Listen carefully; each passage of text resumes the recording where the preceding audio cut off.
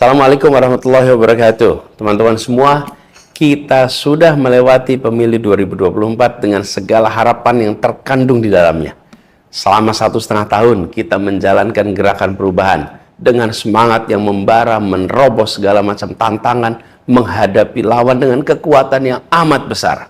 Sungguh suatu capaian yang luar biasa bahwa kita telah sampai pada titik ini. Dan kita semua bangga, saya bangga dan saya rasa semua yang terlibat juga bangga. Namun perjuangan kita belum selesai. Terlepas dari segala kebaikan pemilu dan kerja keras semua pihak yang terlibat dalamnya, ada begitu banyak kekurangan yang dirasakan secara terang benderang. Maka demi perbaikan pemilu dan penguatan demokrasi, maka saya menyerukan, 1. Terus kawal suara dengan semangat tinggi. Dokumentasikan semua kekurangan yang ada, keanehan, ketidaknormalan, catat, foto, dan kirimkan ke tim hukum nasional. Keterangannya akan ditulis di video ini, nanti alamatnya. Yang kedua, tetap menghormati proses pemilu dan menghargai kerja-kerja demokrasi yang telah dan sedang bekerja. Tentu menghormati proses pemilu artinya memastikan setiap suara rakyat tersampaikan dan terhitung dengan akurat. Dan yang ketiga, tetap jaga semangat tinggi, jaga optimisme, bahwa gerakan perubahan masih dan akan terus berjalan, dan yakin bahwa insya Allah akan mencapai tujuan panjangnya. Saya pernah sampaikan bahwa optimisme itu harus terus dihidup-hidupkan. Mari kita jaga, mari kita terus merawat nurani untuk percaya bahwa kemajuan Indonesia harus terus kita upayakan, bahkan ketika pintu perubahan itu seakan terlihat sempit. Dalam kesempitan kita harus lihat sebagai kesempatan. Dan saya akan mengulangi kembali apa yang saya sampaikan kemarin. Saya akan tetap dan saya akan terus membersamai gerakan perubahan. Terima kasih. Assalamualaikum warahmatullahi wabarakatuh.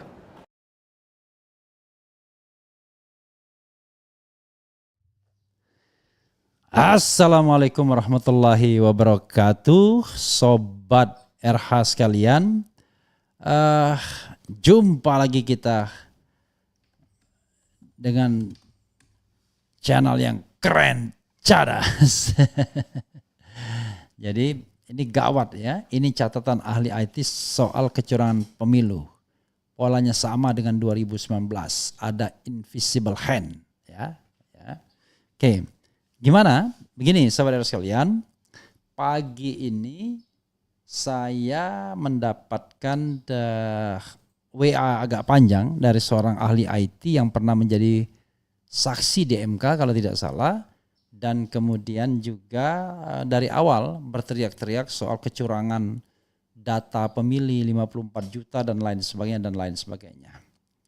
Dan catatannya sangat baik karena didasarkan pada pengalamannya, dan saya akan membacakannya secara pelan-pelan dan mengomentarinya. Jadi ini bagaimana modus ya. Kita coba lihat ya. Nih, saya mau membacakannya. Bagus, tapi tadi sebelumnya sudah kita dengarkan semangat dari Anies ya. Terus berjuang mengawal dan menjaga suara. Itu yang paling penting. Karena perbedaan itu besar ya, tipis sekali kalau untuk 50%-nya, tapi suara Anies itu bisa berbeda sampai belasan persen ya. Oke. Bagus diviralkan berbagai kecurangan sistem IT KPU soal entry data C hasil Pilpres. Oke. Namun yang perlu diketahui bahwa yang viral-viral begini nanti akan dikoreksi, dan seperti di tahun 2019 akhirnya situngnya yang kita laporkan ke Bawaslu, hasilnya KPU dinyatakan bersalah dan dalam tempo 1 minggu harus segera memperbaiki situng. KPU tidak memperbaiki situng, ya, situng ini sistem perhitungan ya, sampai batas waktunya.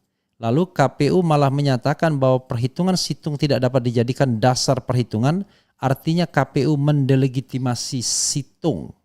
Padahal mereka bikin dengan anggaran yang tidak kecil. Oke, coba kita bacakan. Hasil Pilpres adalah hasil hitung manual berjenjang. Apa lacur? Pakai apa lacur ya? Titik 2. 1. Situng dengan berbagai perubahan data telah berhasil memframing siapa pemenangnya dan hasil situng sama dengan quick count. Jadi situng sebagai penggiringan opini telah berhasil bekerja menggiring kemenangan paslon yang dimenangkan quick count. Ini pola 2019 ya. 2, tim IT yang tahu situng tidak beres maka bekerja membuat hitungan dengan melakukan koreksi terhadap suara yang dimanipulasi. Hasilnya suara bisa kita kembalikan dan berbalik menang. Oke. Lacur ketiganya adalah data suara yang kita olah dari situng dan kita koreksi tidak lagi punya kekuatan hukum karena situng sudah didelegitimasi oleh KPU karena putusan Bawaslu. Oke. Harap tahu saja permainan itu serumit itu. Jangan hanya mengandalkan logika saja.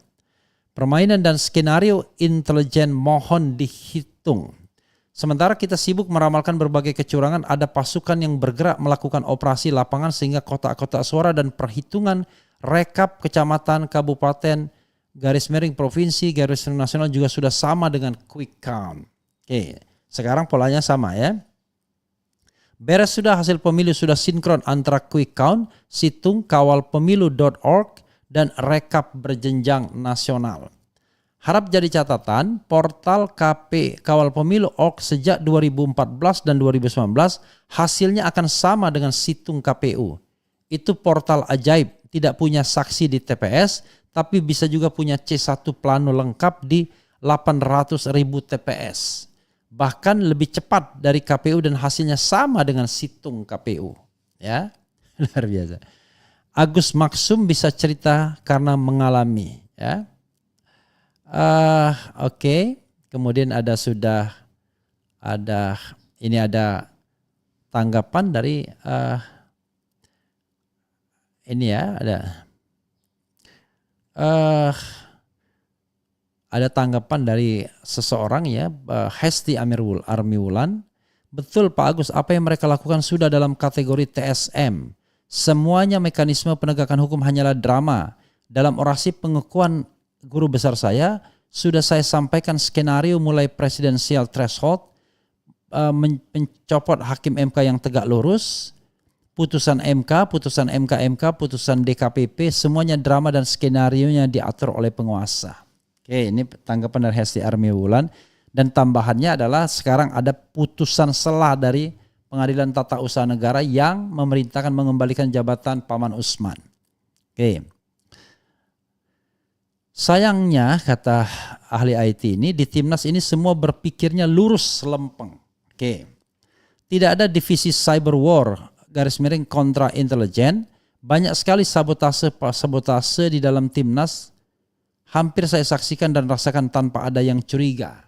Sampai yang paling fatal adalah Pak Anies membuat video di hari-hari terakhir jelas Pilpres rekomendasikan kawalpemilu.org dan aplikasi warga jaga suara yang gak jalan dan gak berfungsi sejak awal dan meminta kita semua percaya pada kawalpemilu.org dan itu diucapkan Pak Anies. Jebol sudah. Oke, belum terlambat. Sudahlah supaya kita tidak masuk perangkap. Sejauh pengalaman dan feeling saya dengan berbagai data pemahaman saya juga arah permainan, kita tolak saja pemilu ini. Lakukan pemilu ulang segera, copot si tukang cawe-cawenya itu. Kalau enggak dicopot nanti dia cawe-cawe lagi. Kacaunya pemilu Februari 2024 kan karena cawe-cawenya yang ngotot anaknya jadi cawapres. Hasil hitung KPU akan terus sama dengan quick count. Ini sama persis polanya dengan 2019, data masuk statis mengikuti suatu pola untuk sama dengan quick count. Jadi tampilan di KPU itu sudah hasil otak-atik olah data. Kalau suara 01 tinggi, server otak-atik data akan mengimbangi dengan cara menambah angka pada 02 sampai pada angka yang gak masuk akal, misalnya 1156 di suatu TPS. Karena algoritma server pengotak-atik data harus mempertahankan statis quick count, maka muncullah penambahan suara yang aneh-aneh sampai hancur itu logika IT KPU. Untuk kasus ini sing waras ojo ngalah, bubrah iki negoro ya. Yang waras jangan mengalah, bubar ini negara. Bagus-bagus saja diviralkan dan wajib berbagai kecurangan sistem IT KPU soal entry data C hasil Pilpres. Namun yang perlu diketahui bahwa yang viral-viral begini nanti akan dikoreksi dan diumumkan sudah dikoreksi seperti 2019. Dan seperti di tahun 2019, akhirnya situngnya yang kita laporkan ke Bawaslu, hasilnya Bawaslu menyatakan situng KPU dinyatakan bersalah dan dalam tempo 1 minggu KPU diperintahkan harus segera memperbaiki situng, ya, sistem penghitungan. Namun KPU tidak memperbaiki situng sampai batas waktunya, lalu KPU malah menyatakan bahwa perhitungan situng tidak dapat dijadikan dasar perhitungan. Artinya KPU mendelegitimasi situng. Hasil Perpres adalah hasil hitung manual berjenjang, kata KPU, ya. Apa lacur, ya? Apa pakai lacur lagi? Oh, ini sama, ya. Kita ulangi nih, sama, ya. Situng dengan berbagai perubahan data telah berhasil memframing siapa pemenangnya dan hasil situng sama dengan quick count. Jadi situng sebagai penggiringan opini telah berhasil bekerja menggiring opini kemenangan paslon yang dimenangkan oleh quick count.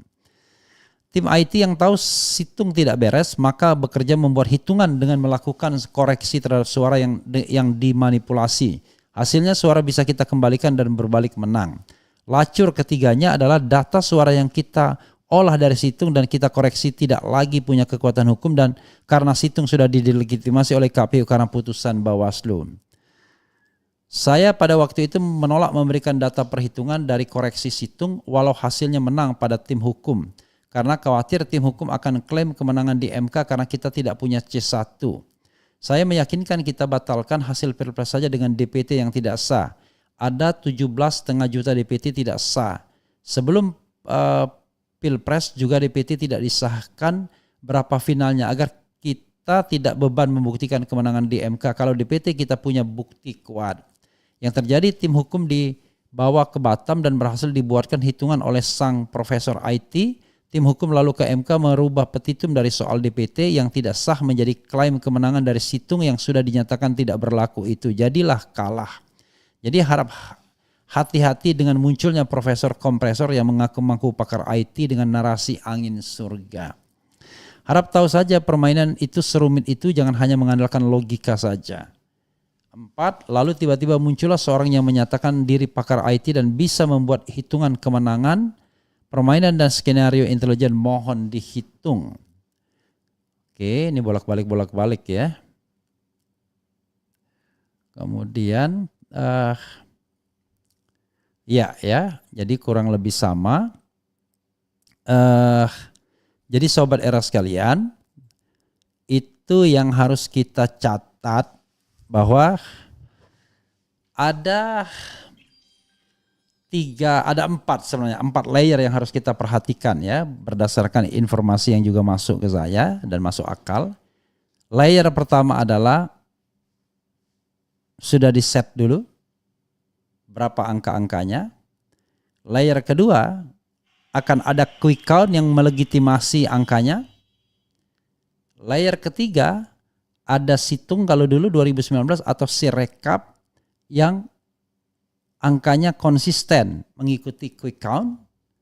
Dan yang keempat, layer keempat adalah ada hitungan manual yang resmi yang logikanya sama mengikuti apa yang sudah di-set sebelumnya. Maka sempurnalah. Oke, orang mengatakan kan bisa dikoreksi. Iya. Anda yakin nggak dikoreksi di satu tempat sana lalu dikoreksi di sini? Nah, pertanyaannya adalah ya, yang harus kita punyai adalah data mentah C1. Apakah semua saksi itu memegang data C1 yang hologram tersebut dengan hitungan yang benar? Jangan lupa jumlahnya itu 800.000 lebih. Apakah kita punya dan apakah kita mampu untuk melakukan rekapitulasi? Sampai sekarang ya, sayang sekali memang saya pernah ingatkan sesungguhnya dengan tim IT-nya baru 11%, tetapi memang itu sudah menunjukkan bahwa misalnya suara 01 itu berbeda belasan persen dibandingkan rekap KPU. Suara 02 berbeda 5% lebih dibandingkan internal Amin. Itu yang kita harus pahami ya. Jadi coba kita lihat bahwa ada hitungan internal dan kemudian seperti saya katakan juga, kita jangan hanya terjebak pada hitungan internal, tapi coba berkonsentrasi kepada kecurangan yang TSM, terstruktur, sistematis dan masif. Kalau MK mas all set before ya. Jadi kita akan lihat ke depannya. Coba kita komentari ya apa yang sudah dilakukan. Apa yang sudah dituliskan Sobat RH sekalian. Oke. Penyelenggaranya integritas dipertanyakan dan pengawasnya setali 3 uang. Dengan penyelenggara dan cilakanya nilai perolehan sesudah ditentukan skemanya, terus pesertanya terlalu naif untuk tetap ikut. Ya, ya mungkin kesadaran itu terlambat datangnya. Ya, tapi begini rekan Teguh ya, kita harus upayakan sampai titik darah penghabisan. Pilihannya 2 memang. Memperkarakan ini ke MK dengan harapan bahwa MK masih bisa jujur ya, atau kita tolak hasil pemilu ya. Nah ini penting ya, kita tolak hasil pemilu, itu yang kita harus pahami ya. Oke, itu saja ya. Sebentar ya, saya mau buka pintu sebentar ya.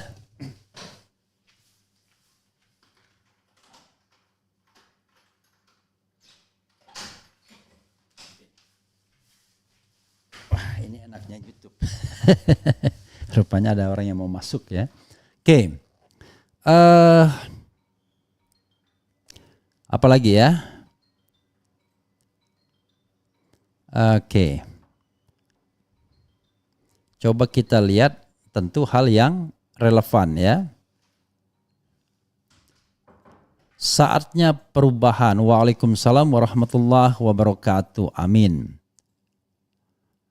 Percaya Pak, perubahan pasti terwujud. Amin ya. Saya juga tidak pernah pesimis. Yang kita sampaikan ini adalah sesuatu yang bisa kita perjuangkan. Karena saya katakan kalau kita bisa membuktikan ada skenario besar tersebut, maka harusnya paslon yang terlibat itu harus didiskualifikasi ya. Alhamdulillah Allah Subhanahu wa taala telah membongkar semua kebusukan dari orang-orang zalim. Oke. Waalaikumsalam warahmatullahi wabarakatuh. Salam sehat. Alhamdulillah makin terlihat boroknya. Saya bangga berada di barisan pejuang perubahan. Sehat selalu Abah Anies juga Pak Refli. Bolehlah Abah Refli juga. Oke. Kemudian kawal pemilu jujur, telusuri yang utak-atik data ya. Amin 01 is the best. Jadi sobat era sekalian, yang kita perkarakan itu baru proses kecurangan ya sesaat sebelum penghitungan suara sampai penghitungan suara. Tapi kita belum menghitung hal-hal lain yang juga struktural dan sistematis serta masif. Misalnya ya tadi ada upaya-upaya memanggil kepala desa, kemudian mendekati tokoh-tokoh, meminta dukungan dan lain sebagainya, kemudian politisasi bansos, kemudian pemberian uang, ya money politics, bagi-bagi barang dan lain sebagainya. Jadi begini, intinya adalah kalaupun kita sudah all set before, ya, di set katakanlah. Ini kayak seperti kita mau apa ya, mau tidur atau mau apa, di set tuh kita mau berapa lama. Tapi kan kita harus tetap mengupayakan agar jangan sampai terjadi disparitas yang tinggi. Nah, itulah sebabnya kemudian ada upaya yang juga dilakukan yang kasat mata. Tadi mobilisasi misalnya cawe-cawe ya. Kemudian melibatkan aparat desa, melibatkan para menteri dan lain sebagainya. Jadi semua jurusan diadakan ke sana untuk merealisasikan angka yang sudah ditetapkan terlebih dulu. Itu logikanya. Oke, karena itu sekali lagi ya, kita harus cerdas dan cerdik untuk melihat pola ini dan kemudian mempresentasikan sebaik mungkin. kalau misalnya hitungan kita ternyata menang atau kurang dari 50% kemenangan Prabowo, itu juga sudah bagus. Sehingga data C1 itu harus tetap betul-betul dimuat secara solid. Ya, oke, sahabat era sekalian, itu yang bisa kita lihat ya. Coba kita lihat komentar di Refli Harun Podcast ya. Jadi sahabat era sekalian, saya punya 3 YouTube ya. 1 Refli Harun, kedua Refli Harun Podcast, dan ketiga Keren Cadas. Jadi biar nanti jangkauannya lebih kuat ya. Ini yang penting.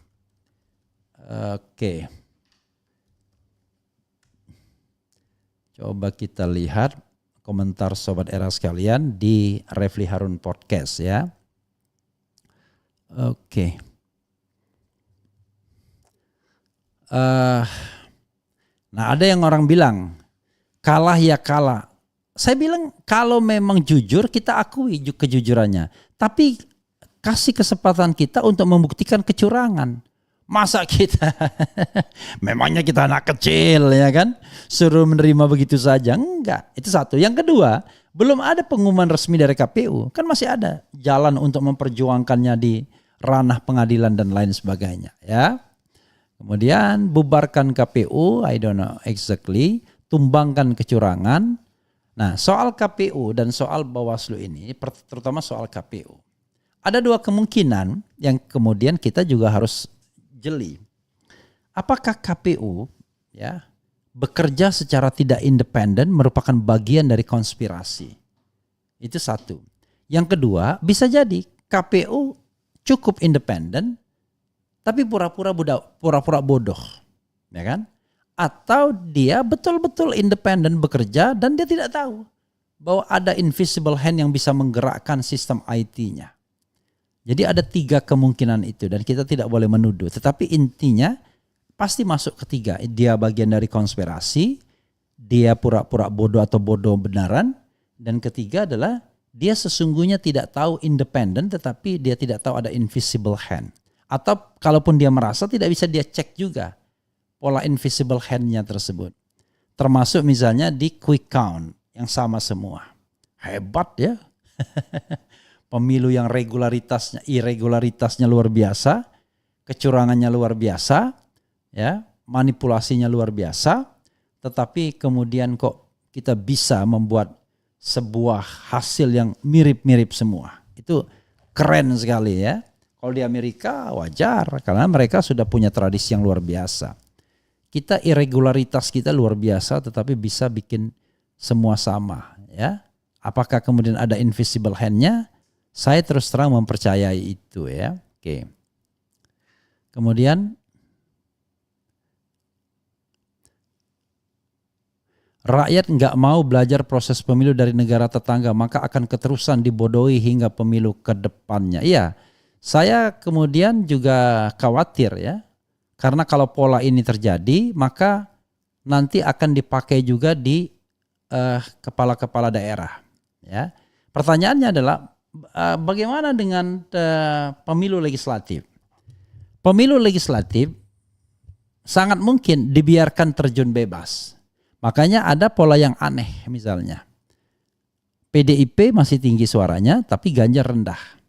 Kan ini sebuah paradoks yang menurut saya tidak masuk akal juga. Tetapi tadi polanya dibiarkan saja ya. Yang namanya pertarungan bebas ya, kalaupun ada ini mungkin upaya untuk memasukkan satu partai agar lolos parliamentary threshold itu pun tidak menjadi prioritas utama karena memang relatif lebih sulit untuk mengotak-atik datanya. Tapi kalau presidential threshold saya kira presidential election semua upaya sudah dikerahkan di sana sebelumnya. Dan itu at all cost ya, at all cost. Rata-rata caleg tidak peduli capresnya, penting jadi DPR mau presiden pilih lain gak terlalu dipikirkan. Nah itu juga menjadi masalah karena pada hari H atau sebelumnya bahkan caleg-caleg rata-rata ya berpikir peluang menangnya saja. Peluang untuk terpilih soal siapa presiden kemudian dan lain sebagainya. ya tidak dipedulikan kecuali mereka yang memang tidak menjadi caleg atau peluang untuk menangnya kecil. Jadi mereka jauh lebih berpikir tentang dirinya sendiri. Itu mayoritas ya, tidak semuanya tentunya. Orang curang mana ada ingat akhirat. KPU juga udah error sejak cek dapat online. Jadi sekali lagi ada pengakuan dari seorang anggota KPPS yang sudah saya sampaikan. Dia kaget ketika membuka si rekap, ternyata sudah terisi semua. Dia tidak bilang semuanya, tetapi banyak sekali. Dia bilang ribuan TPS sudah, paling tidak dia lihat 4 provinsi itu sudah terisi semua. Dan ini menunjukkan yang tadi saya katakan, semua sudah di set sebelumnya. Sahabat era sekalian, mengerikan pemilu kita, tetapi toh kita tidak boleh diam saja, harus terus berupaya. Ya. Pada bagian ini nanti saya akan menunjukkan perbedaan antara hitungan KPU dan hitungan internal Amin yang unfortunately agak lambat. Tetapi paling tidak walaupun lambat masih ada pola yang bisa kita pertanggungjawabkan. Jadi begini sobat era sekalian ya. Yang bisa kita jangkau itu adalah kecurangan-kecurangan yang nyata. Yang bisa kita jangkau. Misalnya penggelembungan suara itu bisa dikoreksi. Oke. Ya. Tapi masalahnya adalah apakah penggelembungan di sebuah tempat atau yang saya katakan tadi ada sebuah invisible hand yang bisa mengutak-atik data itu bisa kita perbaiki juga. Itu soalnya karena jelas walaupun ada yang namanya penghitungan manual tetap saja kan di-input datanya melalui sebuah sistem IT.